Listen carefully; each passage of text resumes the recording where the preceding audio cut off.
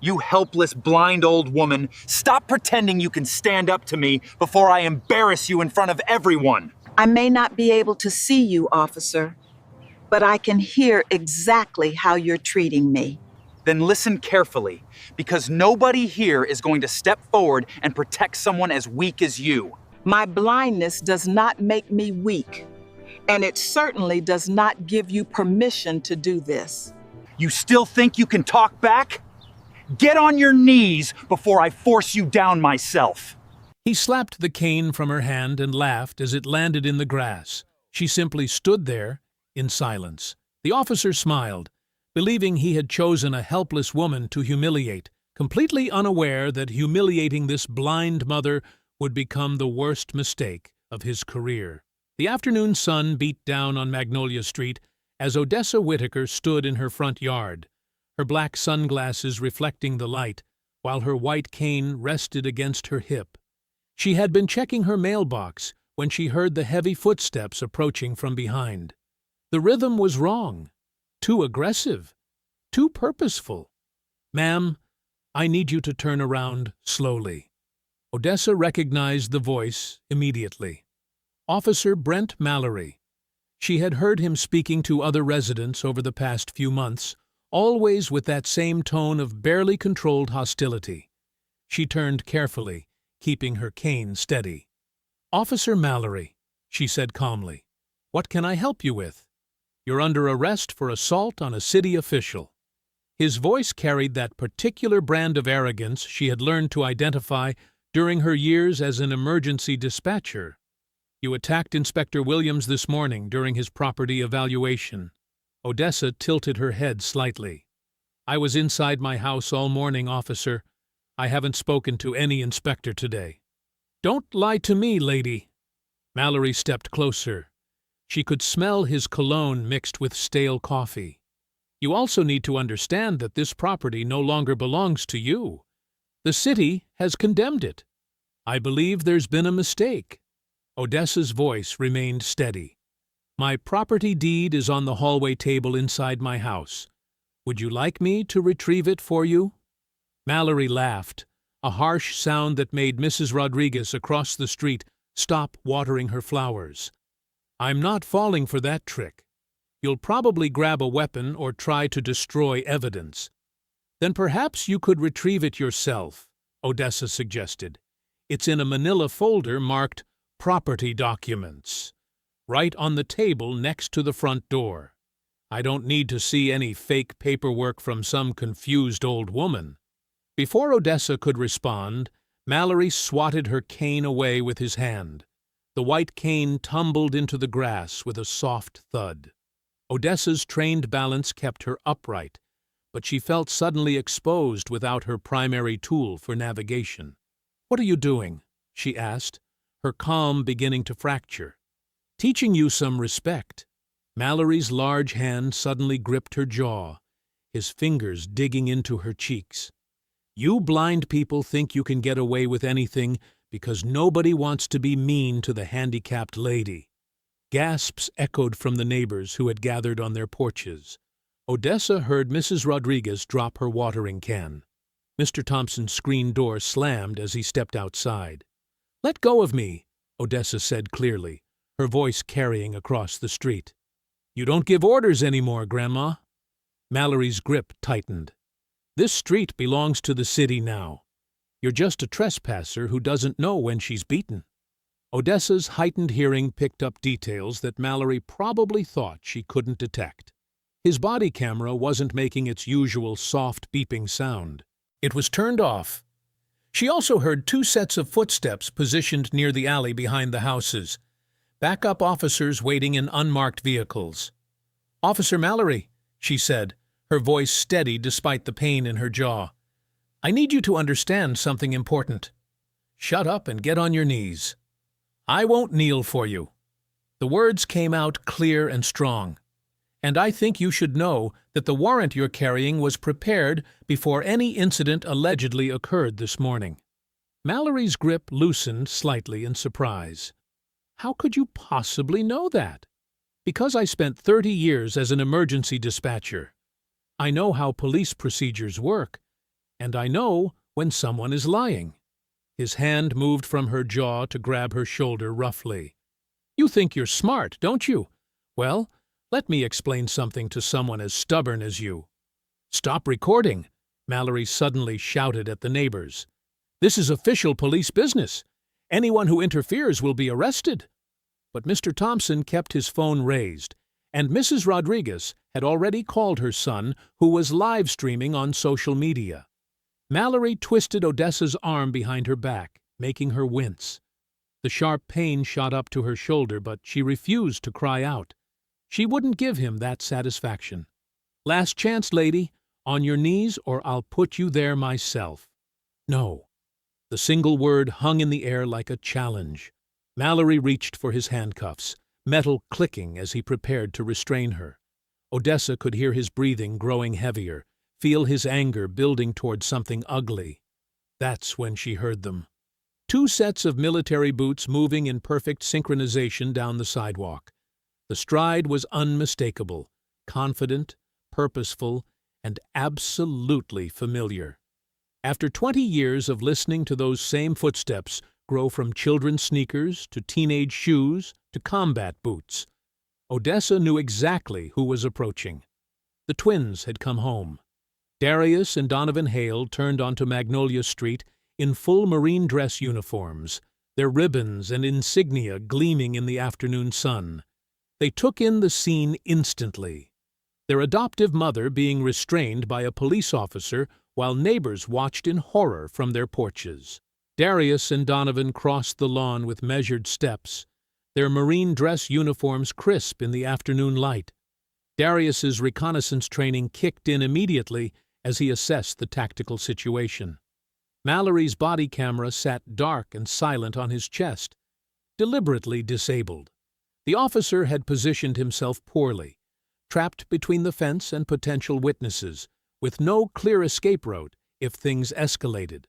More concerning were the two unmarked sedans Darius spotted through his peripheral vision, positioned at opposite ends of the block with engines running. Backup units waiting for a signal that never came through official channels. Donovan's combat engineer eye caught different details. Fresh pry marks scarred the wood around Odessa's back door. Someone had forced entry recently, probably while she was away from the house.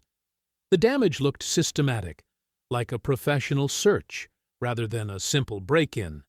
"Release her," Darius commanded, his voice carrying the authority of someone accustomed to being obeyed under pressure. Mallory's head snapped toward them, his grip tightening on Odessa's wrist. "Stay back! This is official police business. I said release her." Darius moved closer, close enough to see sweat beading on Mallory's forehead despite the cool weather. "Listen up, soldier boys," Mallory sneered, pressing Odessa harder against the fence. "Your granny here assaulted a city inspector and is trespassing on property that doesn't belong to her anymore. Maybe living with a blind woman made you forget how the real world works, but she's too stupid to understand legal documents." Donovan stepped sideways, positioning himself between Odessa and the unmarked vehicles. "She's not our grandmother. She's the woman who raised us. And she's smarter than any cop I've ever met." "Smarter?" Mallory laughed harshly. "She's a blind black woman living in a condemned house, refusing to accept reality. You think someone like that understands property law?" Darius felt his jaw tighten, but his training kept his voice level. "What I understand is that you haven't read her any charges, you haven't shown a warrant, and your camera is conveniently turned off. I don't need to explain procedures to a couple of dangerous veterans," Mallory shot back, his free hand moving toward his holster. "Maybe combat made you forget how to respect authority, but I can remind you real quick." The neighbors had gathered closer now, phones raised and recording. Mrs. Rodriguez was narrating in Spanish for her son's live stream, while Mr. Thompson held his camera steady despite his shaking hands.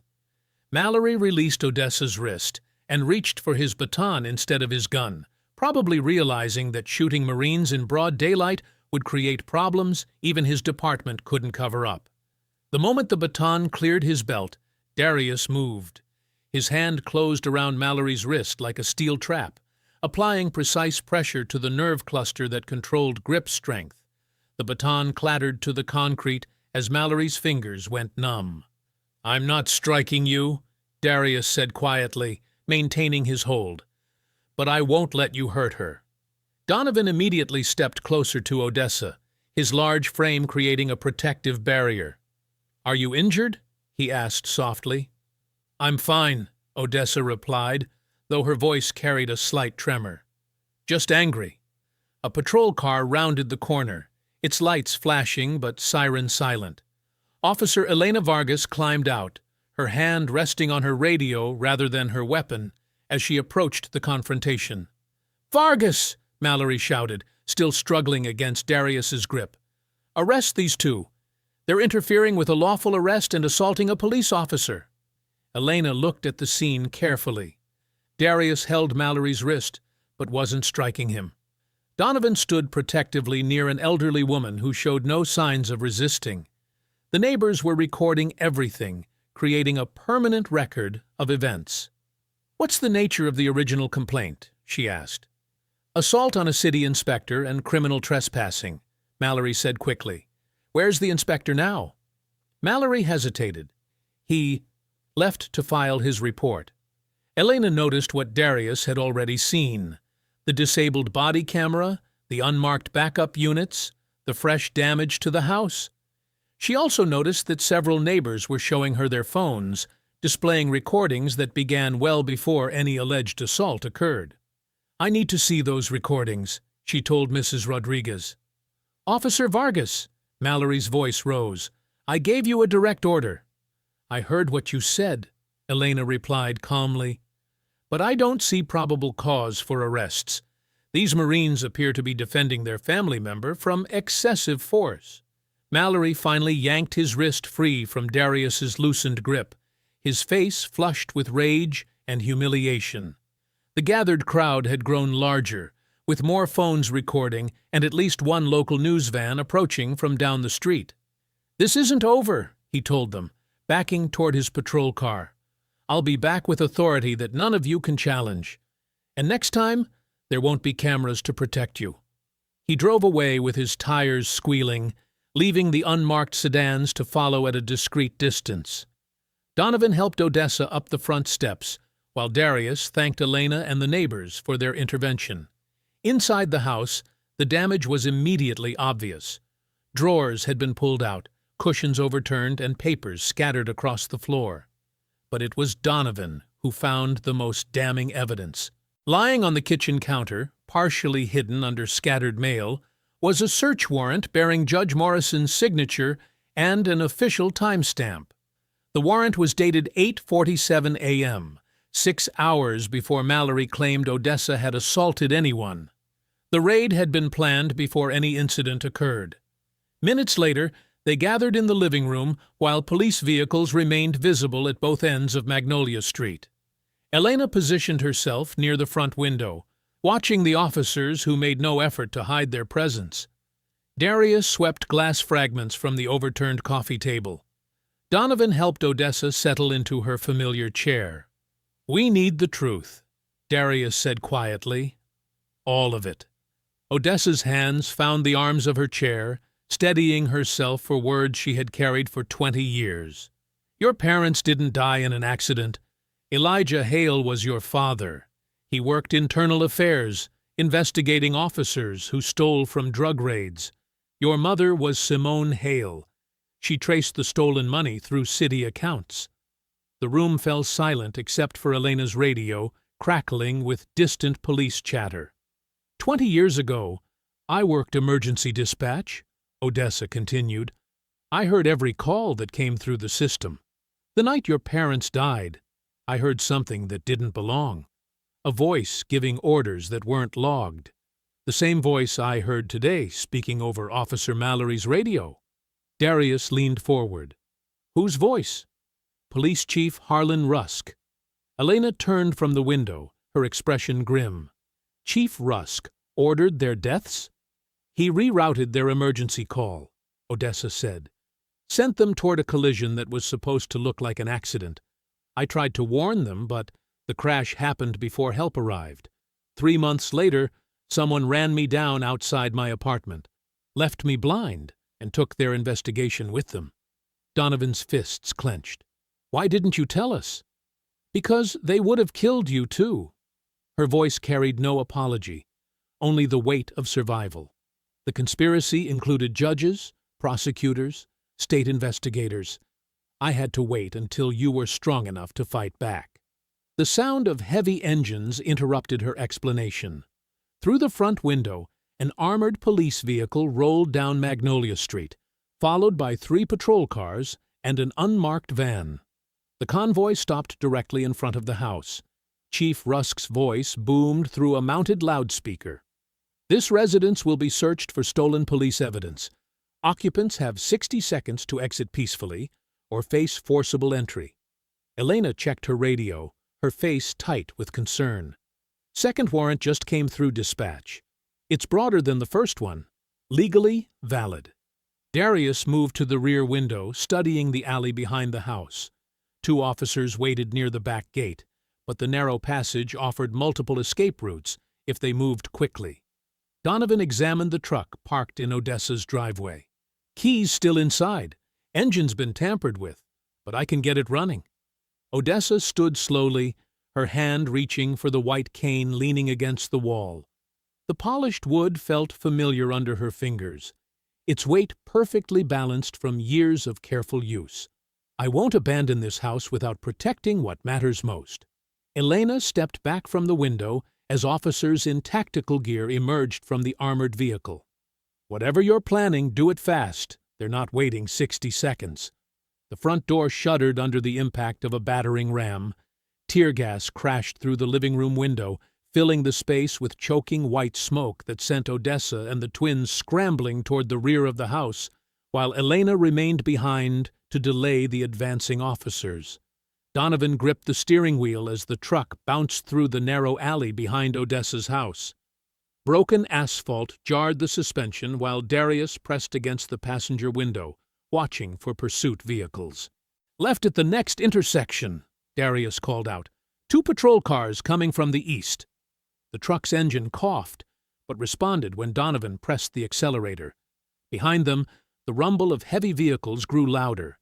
Unmarked police cars rounded the corner, their lights flashing without sirens. Mallory's voice crackled through a police radio someone had left on Elena's belt. "Target vehicle heading toward Commercial Road. Block all northern exits." Odessa sat between the brothers, her white cane braced against the dashboard. That's not standard pursuit language. Someone's coordinating this chase from above patrol level. The truck emerged from the alley onto a busy 4-lane road. Afternoon shoppers filled the sidewalks, while families loaded groceries into parked cars. Donovan refused to accelerate dangerously near civilians, but the pursuing vehicles showed no such restraint. Mallory's patrol car slammed into the truck's rear quarter panel.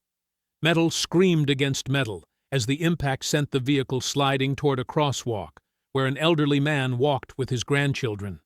Donovan fought the wheel, steering away from the pedestrians while maintaining control. "These monsters don't care who gets hurt." "North on Hampton Street," Darius commanded, studying the mirrors. 3 more units joining from behind. Through the radio static, Odessa recognized Chief Rusk's voice giving coded instructions. "Package delivery to Warehouse District. All units maintain safe distance from civilian traffic." "He's moving the chase away from witnesses," she said, "driving us somewhere isolated." Donovan took a sharp right turn, tires squealing as he guided the truck toward the industrial outskirts. The pursuing convoy followed, but their heavier vehicles struggled with the sudden direction changes. Ahead, construction signs marked an unfinished bypass project. Orange barriers and warning lights surrounded a temporary bridge spanning a deep drainage canal. Donovan had helped survey this route during his pre-military construction work. He knew every measurement of the narrow span. "That bridge won't support their armored vehicle," he told Darius, "but we can make it across." The truck approached the temporary crossing at moderate speed. The wooden planks groaned under its weight, but the structure held firm. Behind them, Mallory's patrol car followed without slowing, apparently unaware of the bridge's load limitations. As soon as the truck cleared the opposite side, Donovan jumped out and released a massive construction barrier. The steel and concrete assembly rolled across the bridge entrance just as Mallory's heavier vehicle struck the wooden span. The bridge supports buckled. Mallory's car crashed into the stacked barricades, its front end crumpled, but the officer inside uninjured.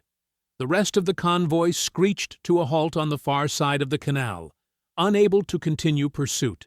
20 minutes later, Donovan parked behind an abandoned volunteer fire station outside the neighborhood boundaries. Elena had mentioned this location years earlier during a community meeting, describing it as a place where people could gather during emergencies without attracting attention. Inside the darkened building, dusty equipment and old uniforms hung from metal hooks. Odessa settled onto a wooden bench, her breathing still heavy from the escape. The twins sat across from her, waiting for the explanation she had withheld for 20 years. "Your parents didn't die in a highway accident," she said finally. "They were murdered, and I have spent 2 decades protecting the proof." Darius twisted the heavy deadbolt on the fire station's main entrance, then checked the side door. The old building felt secure, but his reconnaissance training kept him alert to every sound outside. Donovan was already kneeling beside Odessa, examining her wrist where Mallory had twisted her arm. "It's swollen, but not broken," Donovan said, wrapping the joint with medical tape from his truck's emergency kit. His hands moved gently, but his voice carried raw frustration. "Now tell us everything. No more secrets." Odessa sat perfectly still as he worked. "Your father was Internal Affairs Detective Elijah Hale. He investigated officers who planted drugs and weapons during raids, then stole the property they claimed as evidence. They targeted elderly black homeowners, people living alone, families without lawyers." Her fingers traced the handle of her white cane. Elijah discovered that seized homes were being sold to shell companies. The cash and weapons went missing from evidence storage. He was building a case that would have destroyed careers and sent officers to prison. Darius leaned against a dusty fire truck, his arms crossed. "What about our mother?" Simone worked as a municipal accountant. She followed the money trail from stolen property into investment accounts controlled by Gideon Slade. Odessa's voice grew harder. She traced millions of dollars, houses stolen from families, sold at fake auctions, then developed into expensive neighborhoods. Donovan finished wrapping her wrist, but his hands were shaking. "How do you know all this?" "Because I was the emergency dispatcher who heard them die." The words came out flat and cold. That night, Elijah called for backup while pursuing suspects to Highway 92. Standard procedure required routing his call to the nearest patrol units. Instead, Chief Rusk personally overrode the system. He sent them toward an intersection where 2 stolen trucks were waiting. The fire station fell silent except for the distant hum of traffic. Darius pushed away from the truck, pacing between rows of old equipment. "You heard the collision happen?" Donovan asked. "I heard the radio go dead. Then I heard Rusk telling responding officers to treat it as a traffic accident, not a crime scene." Odessa's grip tightened on her cane. "I tried to report what happened, but Rusk controlled the investigation. Everyone believed their car skidded on wet pavement." Darius stopped pacing. His voice was deadly quiet. "When did they come after you?" 3 months later. Someone followed me home from the grocery store and ran me down in the apartment complex parking lot." She touched the dark glasses covering her damaged eyes. "They left me alive, but they made sure I could never identify faces again." "So you took us in," Donovan said. 2 orphaned kids whose parents got murdered. The state was placing you with different families. I couldn't let that happen. If Rusk discovered that Elijah and Simone had children, he would have killed you both." Odessa's voice cracked slightly. "I had to choose between telling you the truth and keeping you alive." Darius slammed his fist against a metal cabinet. 20 years! 20 years of believing our parents died in some random accident.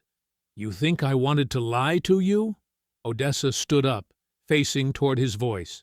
You think I enjoyed watching you grow up without knowing your father died fighting corruption? Your mother died protecting innocent families? You should have told us, Darius said. We had a right to know. When? When you were 8 and asking why your parents never came home?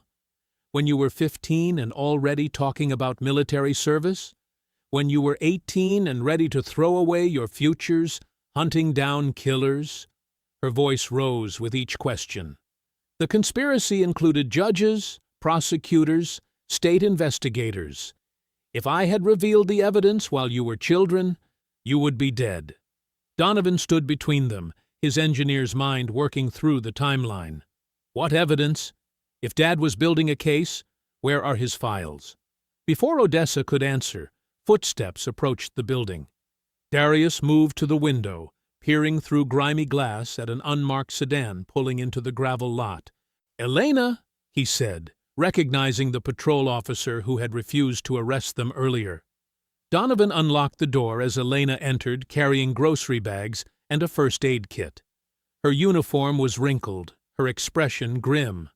I brought food and medical supplies, she said, setting the bags on a workbench. But I also brought bad news. Rusk has issued a department-wide alert. You're classified as armed fugitives who assaulted multiple officers. That's a complete lie, Donovan said. I know it is. But every cop in the county is looking for you now. Rusk claims you're dangerous combat veterans suffering from PTSD. Elena pulled bottled water from one of the bags. He's painting this as mentally unstable Marines attacking law enforcement. Darius felt the familiar weight of tactical planning settling over his mind. How long before they find this place? A few hours, maybe less. Rusk has search teams covering abandoned buildings throughout the area. Elena looked at Odessa. Ma'am, I need to ask you something directly. Do you have proof of what you're claiming? Real evidence that would stand up in federal court? Odessa lifted her white cane, examining its familiar weight. Detective Hale was thorough. He documented everything he discovered: financial records, witness statements, surveillance footage of illegal raids. Where? Darius demanded. Odessa's fingers found a small mechanism near the cane's rubber tip. She twisted the base counterclockwise until a hidden compartment opened, revealing a sealed storage capsule no larger than a pill bottle. 20 years, she said quietly. I've carried part of it right beside me for 20 years. After sunset, the fire station felt like a bunker under siege. Darius had covered every window with tarps, while police scanners whispered constant updates about search zones and patrol rotations. The concrete walls blocked cell signals, but Elena's portable radio crackled with department chatter. Unit 12 reporting negative contact on Riverside Drive. Copy 12, expand search to industrial corridor. Odessa sat at the metal workbench, her cane resting across her lap. The hidden compartment remained closed, despite Darius and Donovan's repeated questions about its contents. I won't expose everything until we know whom to trust, she said firmly. Too many people have died protecting this evidence. Darius spread a city map across the concrete floor, marking patrol zones with red ink. His reconnaissance training kicked in as he calculated response times and surveillance gaps. Rusk has units covering every major intersection. He's treating this like a manhunt? Because it is, Elena said from her position near the radio. She was scrolling through internal police databases on her laptop, searching arrest records and property seizures. I've found something disturbing. Over the past 5 years, 17 elderly black residents on your block signed competency waivers. Donovan looked up from his own laptop where he was tracing shell companies connected to Slade's development firm. What kind of waivers? Legal documents declaring them mentally unfit to manage their property. Once signed, the city could seize their homes through emergency powers. Elena's fingers moved rapidly across the keyboard. Every single house was condemned within months and sold to Magnolia Development, LLC. Slade's company, Donovan confirmed. But look at this. Magnolia Development is owned by Cornerstone Holdings, which is controlled by Heritage Trust, which receives funding from Municipal Asset Recovery. He turned his screen toward the others. It's a shell game. The same money circles through different names until it reaches Slade. Odessa's fingers traced patterns on her cane's surface. The night your parents died, I heard more than Rusk's voice on that dispatch call. There were freight breaks in the background. Church bells, too. St. Matthew's rings every quarter hour. St. Matthew's is beside the railroad crossing near the old impound yard, Elena said. The original dispatch relay passed through there before the new tower was built, Odessa continued. If Rusk was physically at that location when he gave the order, there might be server logs. Darius studied the map again. The impound yard was condemned last month. Demolition starts at dawn. We need that server, Donovan said, closing his laptop. If it contains communications records from 20 years ago, we can prove Rusk deliberately rerouted the emergency call. Elena checked her watch. I have to report for second shift in 30 minutes. If I don't show up, Rusk will know I'm helping you. Darius began gathering tactical gear from the fire station's emergency supplies. This has to be clean. No unnecessary violence. We get in, recover the data, and get out. Agreed. Donovan packed bolt cutters, protective equipment, and electronic tools into a canvas bag. I found blueprints online. The server room is in the basement, protected by standard commercial locks. Standard for civilian buildings, Darius corrected, but Rusk might have added security. Elena stood and adjusted her duty belt. I'll monitor radio traffic and warn you if patrol units get too close. You'll have maybe 2 hours before the night shift completes their sector checks. Odessa rose, her cane clicking against the concrete floor. I'm going with you. Absolutely not, Darius said immediately. This is not a request. Her voice carried the same authority that had kept 2 young boys in line for 20 years. That server might contain my original dispatch logs. I know which calls to look for, and I can identify voices you've never heard. Donovan loaded his tools into the back of his truck, which he had moved inside the fire station's vehicle bay. The engine was modified for silent running, and he had removed the interior lights to avoid detection. If we're doing this, we do it right, he said. Full tactical approach. Elena provides overwatch from patrol, we extract the data, and we're gone before anyone knows we were there. Near midnight, Elena climbed into her patrol car and started the engine. She would drive her normal route, checking in at regular intervals to maintain the illusion of routine duty. Darius helped Odessa into the passenger seat of Donovan's truck, while his brothers secured their equipment. The condemned impound yard sat beside active freight lines, surrounded by chain-link fencing and warning signs. Remember, Darius said as Donovan started the engine, we're not soldiers anymore. We're civilians seeking evidence to expose corruption. Everything we do has to stand up in federal court. Donovan nodded and put the truck in gear. They rolled silently out of the fire station, headlights off, moving through back streets toward the railroad crossing, where freight brakes still screamed in the darkness, and St. Matthew's bells counted the hours until dawn. The freight train's whistle cut through the night air as Donovan guided his truck beneath the railway overpass. The condemned municipal impound yard stretched before them, surrounded by rusted chain link and warning signs that threatened prosecution for trespassing. "Kill the engine," Darius whispered. Donovan shifted into neutral and let the truck coast to a stop behind concrete support pillars. The yard's exterior lighting cast harsh shadows across rows of impounded vehicles, abandoned machinery, and storage containers. Odessa adjusted her earpiece and gripped her white cane.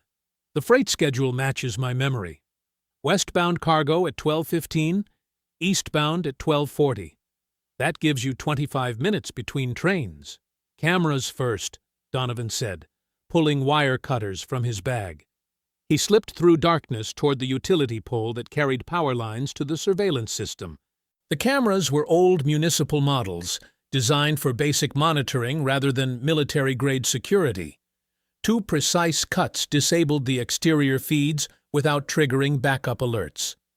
Darius moved toward the drainage channel that ran beneath the yard's eastern fence. The concrete tunnel was narrow but navigable, designed to carry rainwater away from the impounded vehicles. He crawled through cold water and emerged behind a maintenance shed. The service gate's lock was standard municipal hardware. Darius picked it methodically, listening for approaching footsteps while his fingers worked the mechanism. The gate swung open silently.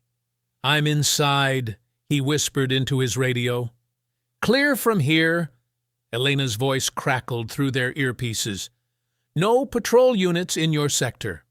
Donovan joined his brother, and they moved between rows of seized cars, motorcycles, and commercial equipment. Many vehicles showed evidence of damage unrelated to traffic violations, bullet holes, broken windows, and bloodstains that suggested violent encounters. "Look at this," Donovan whispered, opening the trunk of a sedan. Inside were family photographs, children's toys, and personal documents bearing the same addresses Rusk's officers had raided. Wedding rings sat beside prescription bottles and handwritten letters, items too worthless to steal, but too precious for families to abandon willingly. They found boxes of property deeds stacked against the yard's northern wall. The documents showed elderly homeowners signing away their properties to shell companies controlled by Gideon Slade. Many signatures appeared shaky or inconsistent, suggesting forgery or coercion. "Planted evidence," Darius said, examining wooden crates filled with weapons. The serial numbers had been filed away, but tags indicated they were seized during drug raids on Magnolia Street. "They're building cases against innocent people." The server room occupied a reinforced container near the yard's center. Donovan used bolt cutters on the external locks, and they slipped inside. Banks of computer equipment hummed in climate-controlled silence, processing years of falsified reports and manufactured evidence. "There," Donovan pointed to a central server marked with evidence tags. "That's what we need." Darius began disconnecting cables while his brother prepared portable drives to copy the data.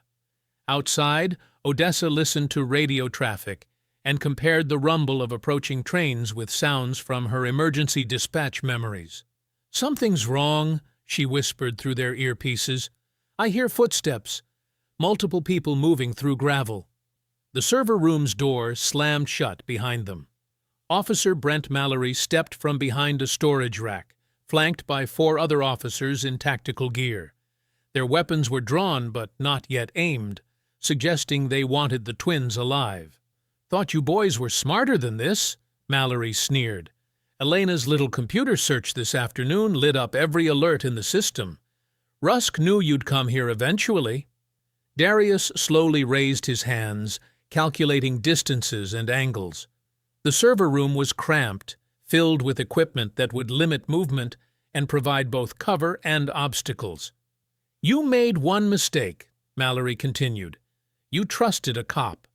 Elena didn't betray us," Donovan said calmly. "Maybe not on purpose, but every database search gets logged. Genius. When she ran background checks on your parents' accident, Rusk got a real-time alert." One of the officers moved toward the server while Mallory kept talking. 20 years we've been looking for whatever evidence that blind woman was hiding. Tonight, you led us right to it." Darius exploded into motion. He grabbed the closest officer's wrist, twisted hard, and drove his knee into the man's ribs. The officer's weapon clattered across the floor as Darius spun him into Mallory's line of fire. Donovan launched himself at the 2 men near the server, tackling both to the ground. His combat engineer training had taught him to disable threats efficiently, control the hands, attack the joints, use the environment as a weapon. Mallory swung his steel baton toward Darius's head. Darius caught the strike on his forearm, feeling bone crack, but managed to hook Mallory's ankle and send him stumbling backward into computer equipment. "You killed my parents," Darius shouted, pressing his attack. Mallory recovered and drove the baton into Darius's ribs. Pain exploded through his chest, but Darius grabbed the baton with both hands and twisted it away. He slammed the steel against Mallory's knee, hearing cartilage pop. Donovan was fighting two officers simultaneously. One grabbed his throat, while the other tried to pin his arms. Donovan drove his elbow backward into the first man's solar plexus, then grabbed the second officer's shirt and slammed him against the vehicle lift that dominated the room's center. "Federal agents are already on their way," Donovan lied, hoping to make them retreat. "No, they're not," Mallory gasped, clutching his damaged knee. "Because there's no evidence, just two crazy Marines attacking police officers." The fifth officer drew his sidearm, but Odessa's voice crackled through their earpieces. "Emergency shutters, now!" She had been listening to the fight, counting voices and footsteps through the audio feed. From the truck's passenger seat, she activated a fire control app Donovan had installed on her phone months earlier. Steel security shutters crashed down around the server room's perimeter, separating the armed officer from his colleagues. Emergency lighting bathed everything in red as automated systems sealed the building's exits. "Time to go," Darius said, grabbing the server. Donovan cleared a path through the remaining officers, using controlled strikes to disable rather than kill. They fought their way toward the emergency exit, carrying the server and data drives between them. Mallory struggled to his feet, blood running from his nose. As the twins reached the door, he raised his radio and took several photographs of the white cane visible through the truck's window. "Got you now, old woman," he whispered. 20 years of hiding, and it's been in that stick the whole time." The auto garage smelled of old motor oil and rust. Elena's cousin had left them keys to the back bay, where Donovan carefully maneuvered the damaged van between stacks of used tires and engine blocks. The fluorescent lights overhead cast harsh shadows across their exhausted faces. "Sit down," Elena ordered Darius, pointing to a workbench. "You're bleeding through your shirt." Darius winced as she cut away the fabric around his ribs. 3 purple welts marked where Mallory's baton had connected, and his left side was already swelling. "Nothing broken?" Elena said, wrapping medical tape around his torso. "But you need rest." "Can't rest yet." Darius tested his breathing. The pain was manageable. "What's our situation?" Elena's expression darkened. "Rusk suspended me an hour after you escaped. Accused me of interfering with a lawful arrest." She pulled out her phone, showing them a notification screen. "He's issued warrants for all 3 of you, armed and dangerous. Shoot-on-sight authorization." Odessa felt along the server's metal casing. "What did we recover?" Donovan connected the device to Elena's laptop. Files cascaded across the screen. Video footage of midnight raids, forged property deeds, bank transfers from Slade's companies to offshore accounts controlled by police officers. "This is 20 years of evidence," Elena whispered, scrolling through timestamps. "Families thrown out of their homes, evidence planted during searches, false arrest reports." But when they reached the murder files, encrypted passwords blocked their access. Odessa tilted her head toward the speakers. "Play the raid recordings." Audio filled the garage, radio chatter from illegal searches, officers laughing about cleaning up the neighborhood, commanders coordinating false testimonies. Then a woman's voice cut through the static, authorizing a raid on Elm Street. "Authorization confirmed. Proceed with enhanced measures." Odessa's fingers tightened around her cane. "I know that voice." "Who?" Darius leaned forward. "Deputy Attorney General Marin Cole." Elena stared at the screen. "That's impossible. Cole's been pushing police reform for years. She testified before Congress about corruption." "She authorized that raid," Odessa said quietly. "I've heard her speak at community meetings. Same vocal patterns, same slight accent. She's part of this." Elena's phone buzzed with an encrypted message. Her face went pale as she read. "What is it?" Donovan asked. "Secure communication. Someone claiming to be Deputy Attorney General Cole." Elena's voice was barely audible. "She says she's been investigating Rusk secretly for 3 years. Wants to meet." Darius grabbed the phone, reading the message aloud. "Have evidence of conspiracy. Can provide federal protection. Meet County Courthouse parking structure, Level 3, Section B, Sunrise. Come alone with server.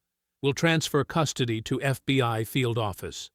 "It's a trap," Darius said immediately. But Odessa was listening to something else. The fear in Cole's recorded voice. The slight tremor when she'd authorized the raid. "She's scared," Odessa murmured. "People lie with words, but voices tell the truth. She's terrified of something." Elena stared at the message timestamp. She sent this 4 minutes after we accessed the server. How did she know we had it? The question hung in the air like smoke from the garage's old heaters. Donovan opened his reinforced tool case and began making copies of the hard drives. "We don't go in blind. 2 servers, 1 stays with Elena, 1 comes with us. If it's legitimate, we have backup evidence. If it's a trap, they don't get everything." Elena secured her copy in a hidden compartment beneath her patrol car's spare tire. Donovan placed the second server inside his tool case, surrounded by steel plates designed to protect sensitive equipment from explosive damage. At first light, they climbed into the van and drove toward the courthouse, none of them noticing the small tracking device Mallory had attached to their rear bumper during the impound yard fight. The courthouse parking structure felt like a concrete tomb at sunrise. Fluorescent lights flickered overhead, casting harsh shadows between the support pillars. Darius checked his watch, 6:47 a.m. Elena pulled the van into Section B, Level 3, exactly as instructed. "Too quiet," Donovan muttered, scanning the empty spaces around them. Odessa sat motionless in the back seat, her cane resting across her knees. "I hear footsteps above us. At least 6 people." The elevator chimed. Deputy Attorney General Maren Cole stepped out, flanked by 2 men in dark suits. She was a tall, composed woman in her 50s with graying hair pulled into a professional bun. Her heels clicked against the concrete as she approached. "Ms. Whitaker, gentlemen," Cole said, her voice carrying authority. "I apologize for the secrecy, but Chief Rusk has informants throughout the department. This was the only safe way to meet." Elena stepped forward. "You're really investigating him?" "For 3 years." Cole gestured to her companions. "Special Agents Davidson and Torres, State Criminal Investigation Division. We've been building a case, but we needed evidence linking Rusk directly to the murders." Donovan hesitated, then lifted his tool case. The server contains 20 years of falsified reports, stolen property records, and audio from the night the Hales died. Cole's eyes widened as she examined the drives. "My God, this is exactly what we needed." She turned to one of the agents. "Document everything. Chain of custody starts now." The agent began photographing the evidence, while Cole pulled out her phone. "I'm calling the FBI field office. Rusk will be arrested within the hour." For the first time in days, Darius felt hope creeping into his chest. Cole noticed his bruised face and torn shirt. "Agent Torres, photograph those injuries. I want documentation of every assault these officers committed." Torres snapped pictures of Darius's swollen jaw and the cuts across his knuckles. Cole knelt beside Odessa, gently examining the bruises on her wrists where Mallory had grabbed her. "Ms. Whitaker, I promise you, the people who hurt you will face federal charges. No more hiding behind badges." Odessa nodded slowly. "Thank you." Cole stood, addressing the group with conviction. "You've done something extraordinary. This conspiracy has destroyed families, stolen homes, and corrupted an entire department. Today, it ends." Elena wiped tears from her eyes. "I was starting to think we'd never stop them." "Justice doesn't always come quickly," Cole replied, "but it comes." The second elevator chimed. Chief Harlan Rusk stepped out, flanked by Mallory and 4 tactical officers in full gear. Their faces were hidden behind black masks, assault rifles held at ready positions. Cole walked calmly toward Rusk and handed him the server. "Everything's secure, Chief." Darius's blood turned to ice. "What is this?" "Ms. Cole has been keeping us informed," Rusk said, his voice echoing through the garage. "Did you really think we'd let you destroy 20 years of work?" Cole turned back to face them, her expression cold and businesslike. "I built my career on police reform initiatives. Do you think I'd throw that away for some blind woman and 2 soldiers who can't let the past die?" Elena drew her service weapon, but the tactical officers immediately targeted her. "Drop it!" "Elena, don't!" Donovan shouted. She let the gun clatter to the concrete. Rusk gestured to Mallory. "Arrest the Marines. Charge them with assaulting federal agents." "We never touched your agents," Darius snarled. "You will have," Cole said smoothly. "Agent Torres, please show some bruises when you write your report." Mallory advanced on Darius with handcuffs and a steel baton. "Finally get to finish what we started, boy." Darius stepped protectively in front of Odessa. "You want her? You go through me." Mallory grinned behind his mask. "Happy to." The baton cracked across Darius's ribs. He stumbled but stayed upright. Mallory swung again, catching him across the shoulder. Darius absorbed the blow and drove his fist into Mallory's solar plexus. The tactical officers opened fire with tasers. Electricity coursed through Darius's body, dropping him to his knees. Mallory kicked him in the stomach, then brought the baton down across his back. "Stop it!" Odessa cried. "Shut up, you stubborn old woman," Mallory panted, raising the baton again. Donovan lunged forward, but 2 officers tackled him to the ground. He threw one man off, but the second taser caught him center mass. His muscles seized as voltage tore through him. Elena tried to reach her radio, but Torres grabbed her wrist and twisted until she screamed. Rusk watched the beating with satisfaction. 20 years I've been patient. 20 years I let you live because I thought you'd stay quiet." He kicked Darius's ribs. "Biggest mistake of my life." Mallory cuffed Darius's hands behind his back, then hauled him upright. Blood ran from Darius's nose and mouth. His left eye was swelling shut.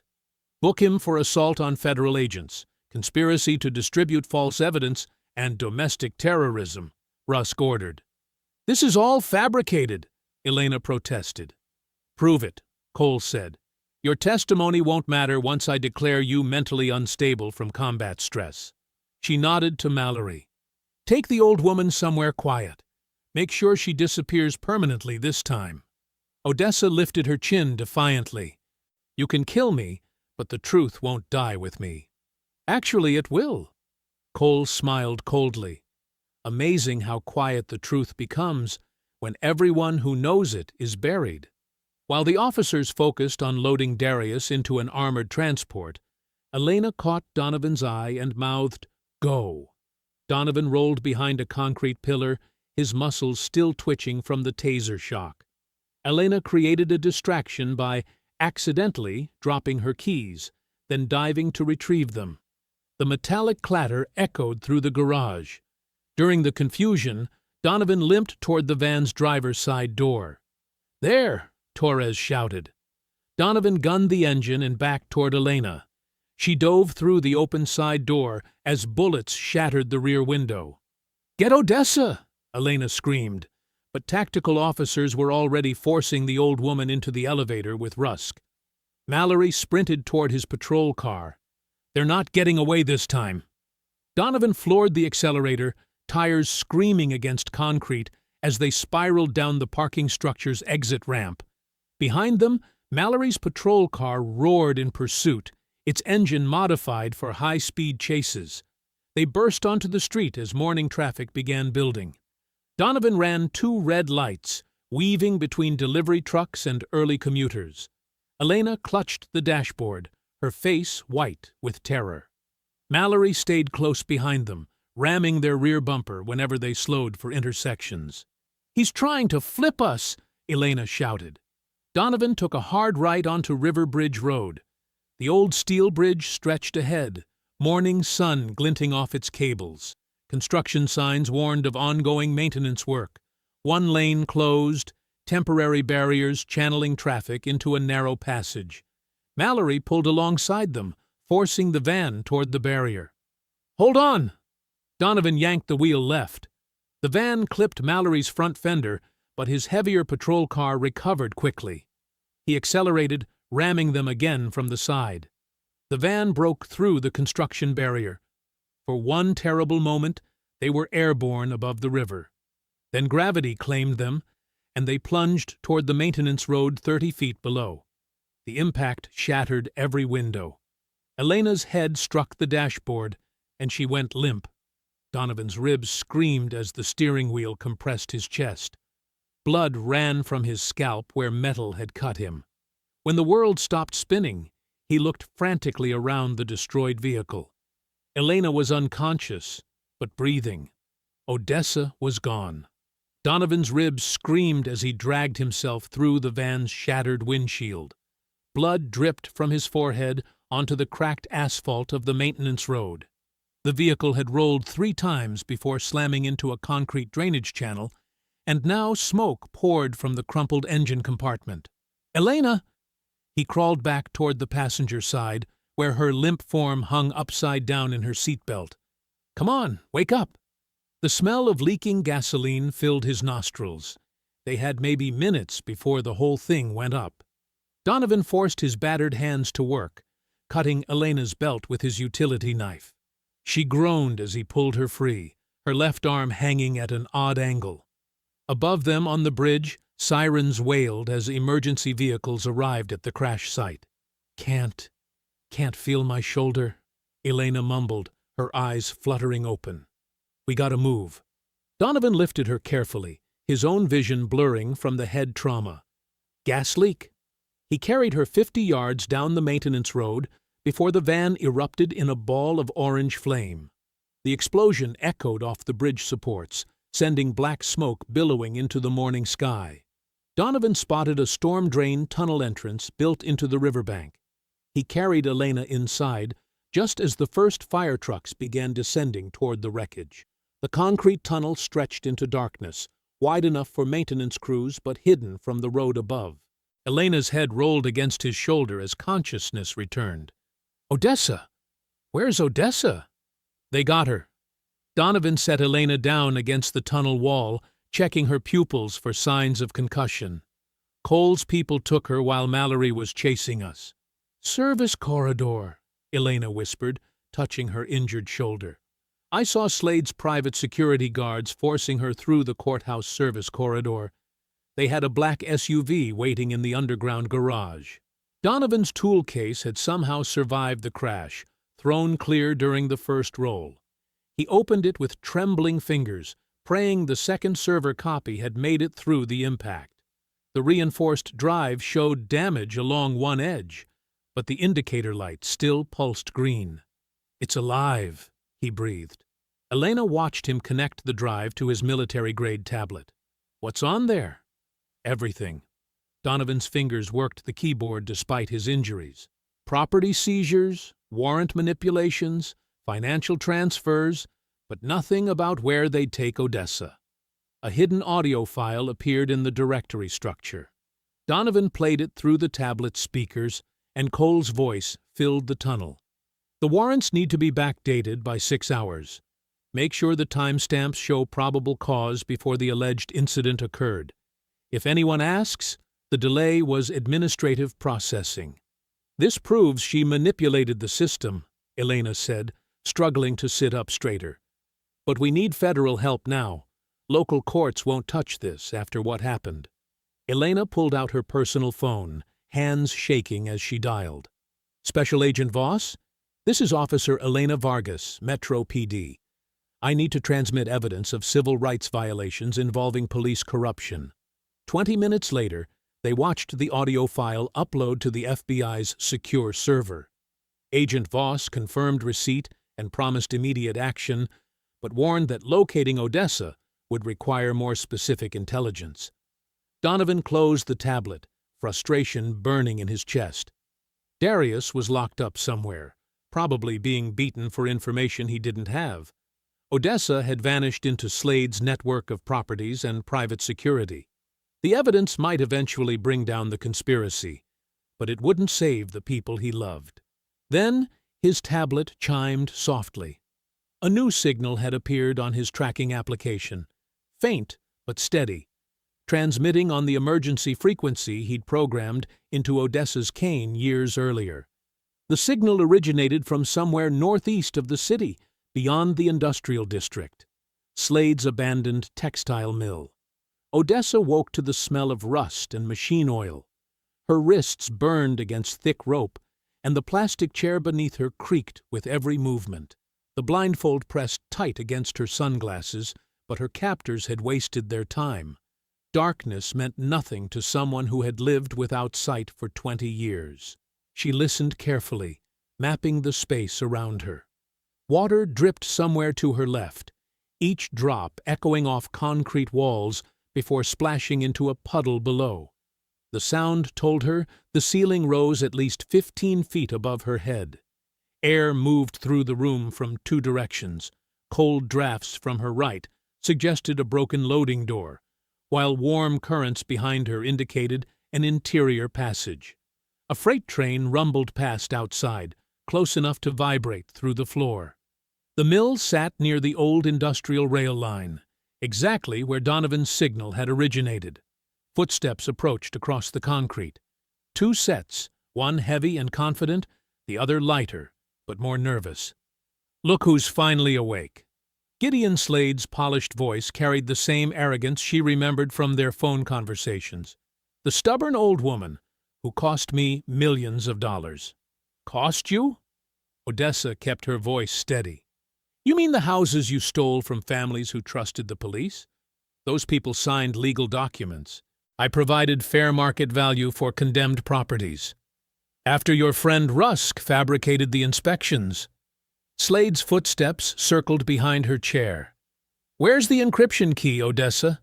That cane of yours is more sophisticated than it looks. My technicians can't crack the security without the password. What makes you think I'd tell you anything?" The second voice belonged to Chief Rusk, cold and brutal. "Because you ruined everything by raising those boys to become Marines. If you'd kept your mouth shut and let them live normal lives, none of this would have happened." Odessa turned her head toward his voice. "You're afraid of 2 men you could have killed as children. That tells me everything about your character." "I should have killed them," Rusk snarled. "Should have burned down your house, with all 3 of you inside it 20 years ago. But you didn't. You let fear control your decisions then, and you're letting it control them now." Slade's shoes scraped against concrete as he moved closer.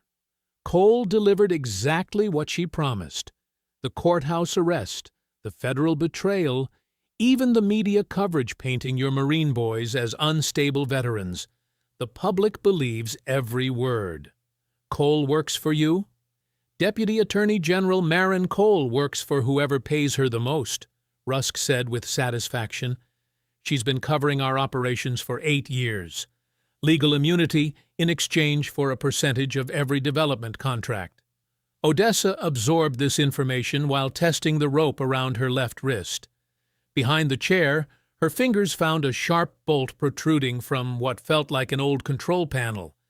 If she could work the rope against the metal edge without drawing attention. "The stolen evidence is buried 6 feet under Magnolia Street," Slade continued. "Bodies, financial records, audio recordings, everything your precious Elijah and Simone collected before they died. This afternoon, we pour reinforced concrete foundations for the new training complex. 20 feet thick, steel reinforced, permanent. You're destroying graves? I'm finishing what should have been completed decades ago." Slade's voice turned vicious. "Your neighborhood was supposed to disappear quietly. Instead, you turned it into a war zone." Odessa worked her wrist against the bolt, feeling the rope fibers separate one strand at a time. The binding loosened slightly, but she kept her expression neutral. Where are the twins now?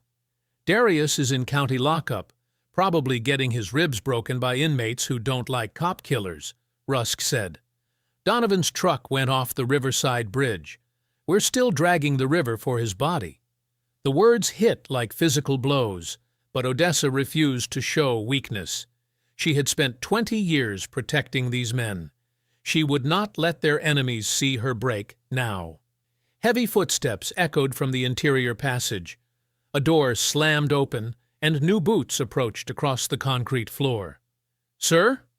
An unfamiliar voice addressed Rusk. "We've got a problem at the courthouse. Federal agents are demanding to see the Marine." Rusk cursed under his breath. How many agents? 6 cars, maybe more. They're not local FBI. These look like civil rights investigators. Slade's confident tone wavered. That's impossible. Cole assured us the federal involvement was contained. More footsteps approached, and Odessa heard someone dragging a heavy object across the floor. Metal scraped against concrete, followed by the distinctive tap she had been listening for. Her cane. "Change of plans," Rusk announced, his voice closer now. "Agent Voss is asking too many questions, and my contacts at the jail say federal marshals are coming for Darius within the hour." The rope around Odessa's left wrist had loosened enough for her to slip 2 fingers through the binding. She kept perfectly still, waiting for the right moment. "You have one chance to save that boy's life," Rusk continued, and she could hear him hefting her cane like a weapon. "Unlock this device, and tell me where you hid the original evidence. Refuse, and Darius dies during a staged prison escape attempt before the marshals arrive." The metal table creaked as Rusk placed Odessa's white cane across its surface with deliberate force. The familiar weight and balance she had depended on for 20 years now lay beyond her reach, positioned like evidence at a trial. "Turn it on," Rusk commanded. Slade's manicured fingers fumbled with electronic controls. "Recording device is active.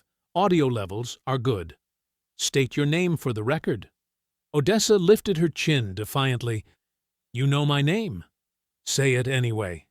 Rusk's voice carried the authority of decades commanding subordinates. "Make this easy on yourself." "Easy?" Odessa's laugh held no humor. "Nothing about the last 20 years has been easy. But I'm curious about something before we begin." Slade cleared his throat impatiently. "We're not here to satisfy your curiosity, woman." "Shut up, Gideon." Rusk's tone turned sharp. "Let her talk. People always reveal more when they think they're asking questions." Odessa turned her head toward Rusk's voice, her expression calm despite the racing of her heart. Unknown to her captors, the cane's internal systems had already activated the moment Rusk handled it roughly. Donovan's modifications included motion sensors that triggered emergency protocols when the device experienced sudden impacts or extended separation from her grip. "Why did you hate them enough to kill them?" she asked. Elijah was just doing his job investigating dirty cops. Simone was an accountant following financial records. What made you so afraid of 2 people trying to do the right thing? Heavy boots paced across the concrete floor. Rusk's breathing became audible in the enclosed space. "You want to know why?" His voice turned bitter. "Because Simone Hale was my baby sister." The confession hit Odessa like a physical blow. She had suspected corruption, betrayal, even murder for profit. But family betrayal on this scale? "That's right," Rusk continued, his words now flowing freely. "Little Simone who used to follow me around asking to help with my homework. Sweet Simone who believed her big brother was a hero protecting the community." Slade's recorder captured every word, while hidden systems inside Odessa's cane simultaneously uploaded the audio through encrypted channels to predetermined contacts. "She discovered I had been selling seized property through shell companies for 15 years, Rusk said. "Houses, vehicles, jewelry, cash. Everything we took during raids got funneled into my accounts and Gideon's development projects." "So you had her killed. I gave her chances to walk away." Rusk's voice cracked with manufactured grief. She could have kept her mouth shut, taken care of her family, lived quietly. Instead, she chose to investigate her own brother.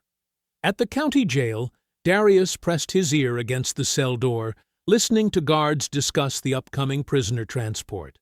Their conversation confirmed his worst fears. "Staged escape attempt during the transfer," one guard muttered to another. "Orders came down from the chief himself. Make it look good, but make sure he doesn't survive." Darius examined the metal bench bolted to his cell wall. One of the support brackets had worked loose over time, creating a sharp edge. He began working his zip tie restraints against the metal, feeling the plastic slowly weaken under pressure. "You let me raise them because you thought orphaned children would never threaten you," Odessa said, her voice steady despite the revelation. "Exactly." Rusk's admission carried no shame. Traumatized kids grow up grateful for whatever safety they're given. "I figured 20 years from now, Darius and Donovan would be working construction for Gideon's company, never knowing their parents died because their uncle needed to protect his empire." The Kane's transmission system worked silently, broadcasting Rusk's confession to Elena Vargas at the police station, Agent Voss at the federal courthouse, and Donovan's secure phone wherever he might be. "But they became Marines instead," Odessa observed. "They became problems," Slade interjected coldly, "which is why this ends today." 20 miles away, Agent Voss burst through courthouse doors with audio equipment and legal documents. The federal judge reviewed the streaming confession with growing outrage, immediately signing emergency warrants for arrests and property seizure. Donovan's phone buzzed with incoming data as he crouched behind an abandoned warehouse near the river.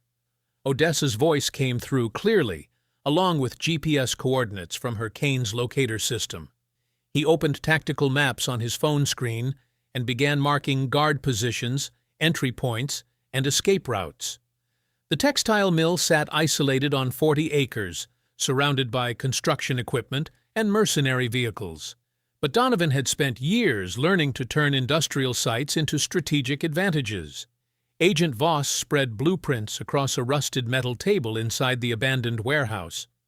Her tactical team surrounded the plans, studying entry points and structural weaknesses. The textile mill's layout revealed decades of modifications, fire doors, loading platforms, and machinery floors that could either trap them or provide strategic advantages. 3 main entrances, Voss pointed to the northern approach: loading dock, administrative office, and the vehicle gate. "My teams will cover the exits while you handle the power systems." Donovan traced electrical conduits with his finger. "Generator room is here, beneath the main floor. Cut power to the exterior lights, and their security advantage disappears. These old mills have manual backup systems, fire doors, emergency locks. If we can reach the control panels—" Elena shifted uncomfortably against the warehouse wall, her left shoulder wrapped in medical tape. "Mallory will position himself close to Mrs. Whitaker. He likes having hostages within arm's reach when situations get complicated. Probably near the center of the building where he can control movement." "How many men does Slade have inside?" Voss asked. 6 mercenaries, plus Mallory and 2 corrupt officers, Elena replied. "But they're expecting trouble from the front entrances. They won't anticipate a coordinated assault from multiple directions." Donovan studied the mill's roof structure. "Darius can access through the ventilation system. Drop down behind their positions while I create distractions below." 20 miles away, Darius heard footsteps approaching his cell. 2 guards appeared outside the metal door, Officer Reynolds and Sergeant Tucker, both men he recognized from Mallory's inner circle. "Transfer time," Reynolds announced, producing zip tie restraints.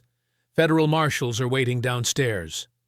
Darius knew no federal marshals were coming.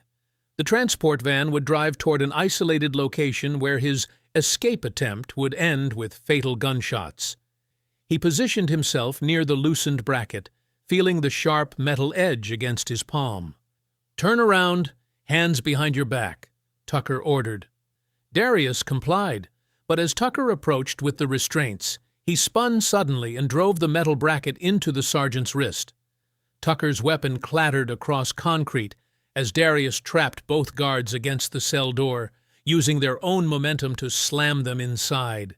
He grabbed Tucker's keys and radio, locking the cell door behind him. The transport bay erupted in chaos as federal agents stormed the building. Agent Voss's teams moved through corridors with tactical precision, arresting corrupt officers and seizing evidence. Darius met them at the loading dock, his ribs screaming with each breath. "You need medical attention," a federal medic insisted. "My family needs me more," Darius replied, climbing into Donovan's truck. The brothers drove toward the textile mill in silence, both understanding that everything they had trained for led to this moment. Donovan parked behind the equipment shed 200 yards from the building's perimeter.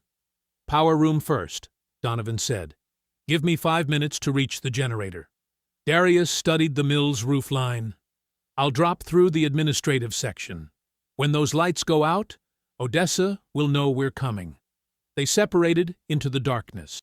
Donovan moved between abandoned vehicles, avoiding searchlights while approaching the power room entrance. Darius scaled a maintenance ladder to the roof, testing ventilation grates until he found one large enough for entry. Inside the mill, Odessa worked her right hand free from the rope binding her wrist. The knot had loosened during hours of subtle movement.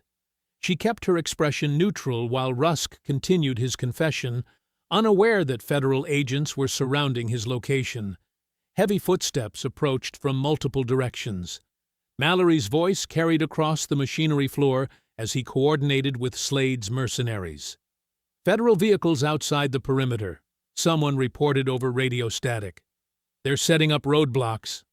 "Doesn't matter," Rusk replied coldly. "By the time they breach this building, she'll be dead, and the evidence will be destroyed." Odessa counted the approaching footsteps, 6 men moving toward her position from the east, 3 more stationed near the loading platform. Mallory somewhere behind her, close enough that she could smell his cologne mixed with gun oil. The building's electrical systems suddenly failed. Emergency lighting bathed everything in deep red shadows as steel fire doors began slamming across exits. Odessa's fingers found the fire control lever she had located through sound hours earlier. She pulled hard.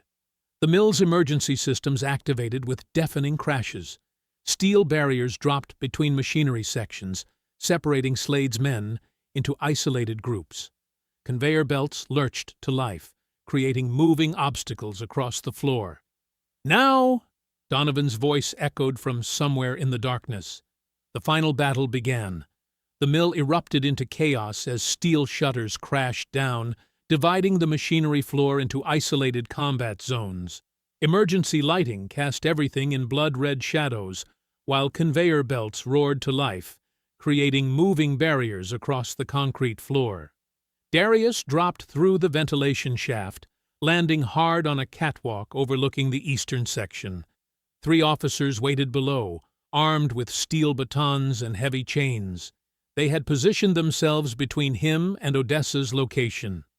"Marines coming down!" one shouted, swinging his baton toward Darius's knees as he descended the ladder. Darius caught the man's wrist, redirecting the strike into the ladder's metal rail. The impact sent vibrations up the officer's arm. Darius twisted, using the confined space to prevent the other 2 from flanking him. A chain whipped past his shoulder, clanking against machinery. "You killed my partner, you piece of—" Darius drove his elbow backward into the speaker's ribs, then pivoted to face the 3rd attacker. The officer's baton caught him across his injured ribs, sending fire through his chest. Darius stumbled, but grabbed a suspended hook, swinging it into the man's temple. The officer dropped, unconscious. Across the floor, Donovan moved between conveyor systems like a tactical engineer, using the mill's own infrastructure as weapons. 2 mercenaries pursued him through narrow passages between machinery. Instead of engaging them directly, he activated emergency switches that sent moving belts in opposite directions. One attacker tried to cross a conveyor and was swept toward a wall of steel drums. The man rolled clear but found himself trapped behind a locking gate that Donovan had triggered remotely. "Smart boy," Slade's voice cut through the noise. The developer emerged from behind a support column, gripping a metal reinforcement bar. But not smart enough. He swung the bar toward Donovan's skull with killing force. Donovan ducked, grabbed Slade's expensive suit jacket, and redirected his momentum toward an active conveyor belt. Slade hit the moving surface face first, his designer clothes catching on metal clips. Donovan pinned him there without breaking his neck. "Stay down." Meanwhile, Mallory had reached Odessa through a gap between fallen shutters. She sat perfectly still in her chair, white cane resting across her lap, listening to his approaching footsteps. "Blind old woman thinks she's clever," Mallory sneered, raising his steel baton. "Should have minded your own business instead of protecting those worthless." Odessa hooked his ankle with her cane's curved handle. Mallory's boots slipped on oil-slicked concrete. He crashed face first into the floor, his baton clattering away across metal grating. Before he could recover, Odessa rolled her chair toward a safety gate and pulled the manual lever. Steel bars slammed down, trapping Mallory behind emergency barriers. "You can barely see anything," he snarled, blood running from his split lip. "But you hear everything, don't you?"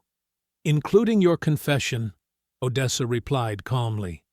Suddenly, Chief Rusk's arm wrapped around her throat. His service weapon pressed against her temple as federal spotlights blazed through the mill's windows. "Nobody moves!" Rusk shouted, dragging Odessa toward the loading platform. "One step closer, and she dies." Agent Voss's voice echoed through a bullhorn from outside. "Chief Rusk, you're surrounded. Release the hostage and surrender."